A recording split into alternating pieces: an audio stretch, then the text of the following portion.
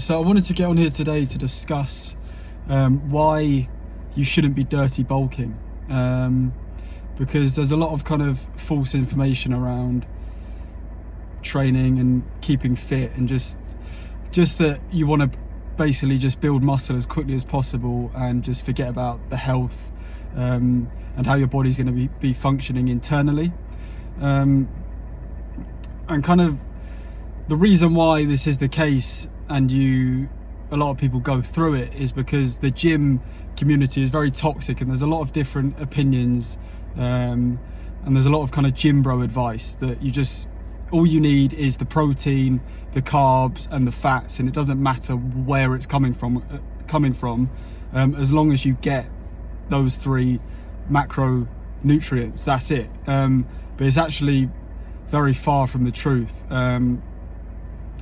So basically the first thing is that the type of protein that you're eating matters, because your body absorbs protein at different rates, and different types of protein are more effective for your body to use for fuel to build muscle. So you want your sources of protein to be lean meats, which they're much simpler for your body to absorb. You're not going to need to eat as much of the protein because more of the protein is going to get used by your body. So things like ground turkey, grass-fed beef. The reason you want it grass-fed, not grain-fed, is because there is good cholesterol in grass-fed beef and the protein is much leaner. So there's a misconception with cholesterol that all cholesterol is bad, and that's only true in saturated fat, so your fried food, processed meats, but it's not true for lean meat like beef and eggs. A lot of people think eating too much of this is going to cause you heart issues in the future, but that's wrong, because the cholesterol that's in those things is called HDL cholesterol. So this actually clears out your arteries instead of clogging them up, and disposes the cholesterol through your liver. So it does the opposite of what people think cholesterol actually does. And also, having good cholesterol, it boosts your testosterone production in your body, so that's a win-win. Everyone wants high testosterone, and a lot of the reason for lower testosterone is because of the food you're eating. So yeah, you've got to kind of stop viewing food as something that you must love.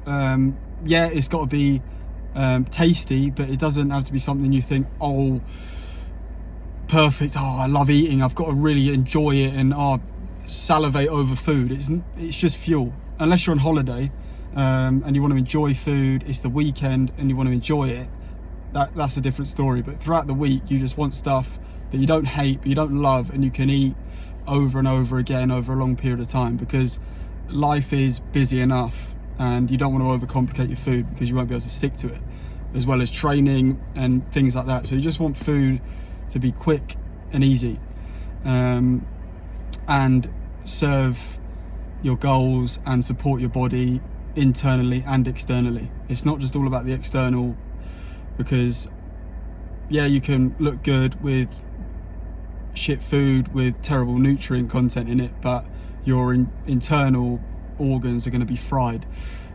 So it just doesn't make sense. You want to be good within and outside as well.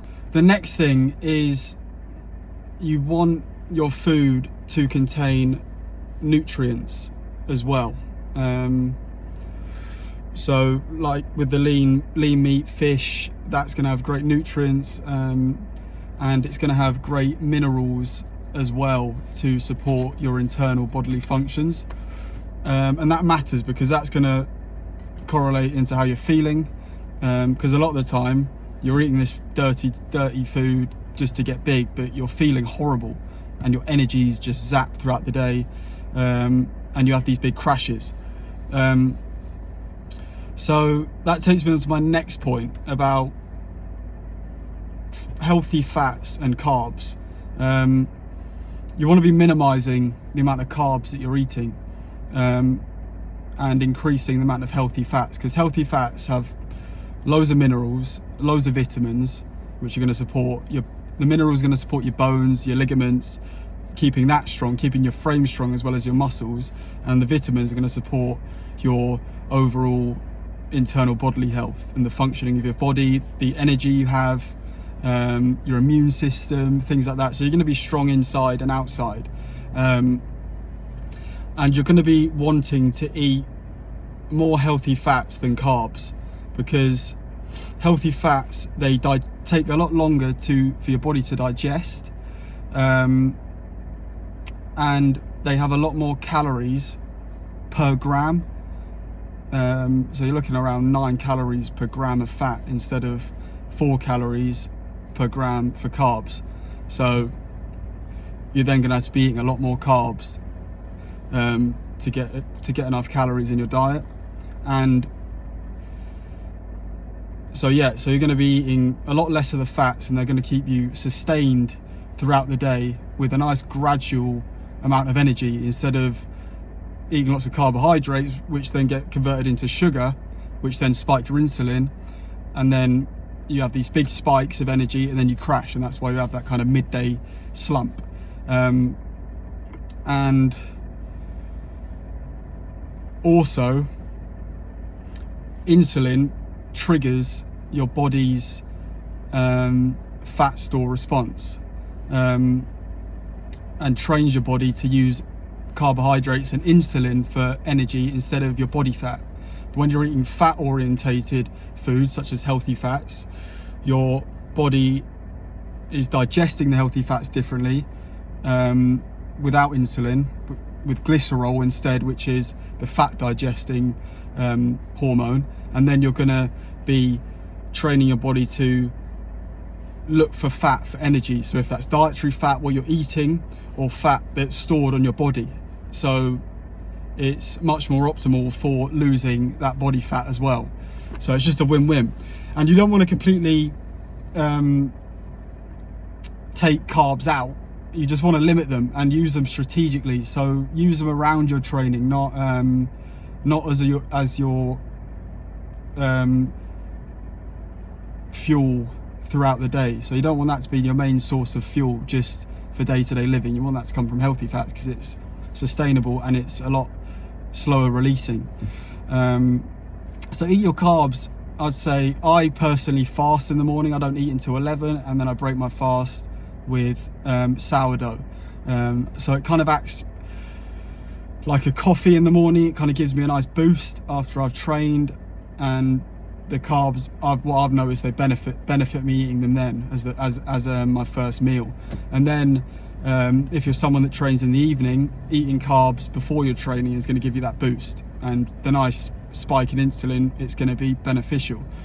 So yeah, it's just about being strategic when you eat these carbs, but throughout the day, healthy fats, high protein. I also want to tell you what kind of foods that you can be eating to get these nutrients. So I've covered the lean meat for protein, but for healthy fats, you want to be eating peanut butter. Try and eat 100% organic peanut butter, so you're getting without all the additives and all the crap that they want to put in it. So you're getting nice healthy fats from the peanut butter. Avocados, cashew nuts, edamame beans, dark chocolate,